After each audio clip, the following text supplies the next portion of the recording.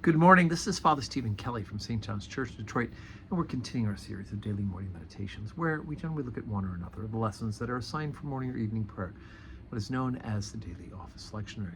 Today for Wednesday, let's take a look at the lesson that's assigned from St. Matthew's Gospel for evening prayer. We're continuing this teaching of moral teaching. Yesterday we talked about how Jesus is fulfilling the moral law and that his own death and resurrection, his paying the price for sin on the cross, has fulfilled that part of the law where we no longer have to offer sacrifices. But Jesus is going on now. He's continuing this teaching about how he is expanding the importance of that moral teaching. So chapter 5, beginning at verse 27. Ye have heard it was said of them of old time, Thou shalt not commit adultery. But I say unto you that whosoever looketh on a woman to lust after her hath committed adultery with her already in his heart. And if thy right eye offend thee, pluck it out and cast it from thee, for it is profitable for thee that one of thy members should perish, and not that thy whole body should be cast into hell.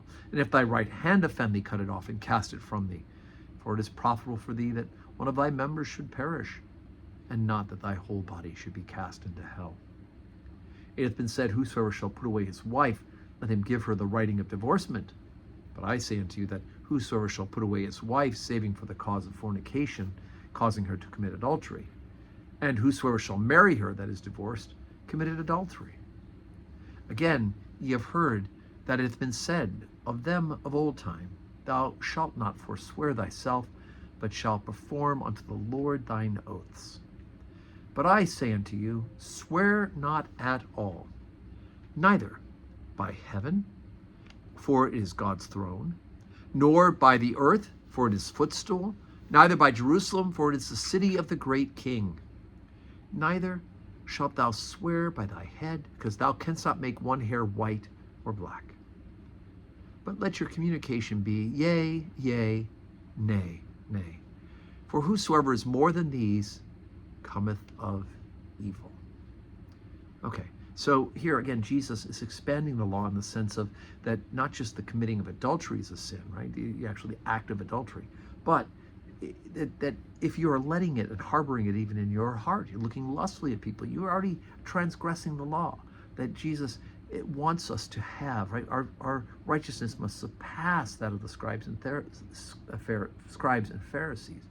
We need to ask God to help to purify our hearts so that not only are we not doing things, but we're quick to stop them even at the thought process, the beginning of the thought process. And the whole cutting off of hand and plucking out eyes, obviously metaphorical, but it would be true that if for some reason you can't control your hand to keep it from sinning, cutting it off would be better than losing your entire soul. But of course, you can prevent it, right? One day at a time, you can prevent your eye from offending and your hand. You can learn the discipline by God's grace, right? God will always help you with those things. It's like the person who just doesn't think they can put down a drink, but by God's grace, it can be done, right? The 12-step programs have proven that it is by having that higher power, who we know is Jesus Christ, can help us to beat addictions and beat things that are sinful by God's grace. Anyway, so it just kind of gives you an idea. And when you're going to swear oaths, rather than saying it's by this or swearing by that, just say yes or no and get on with it, being truthful and helpful.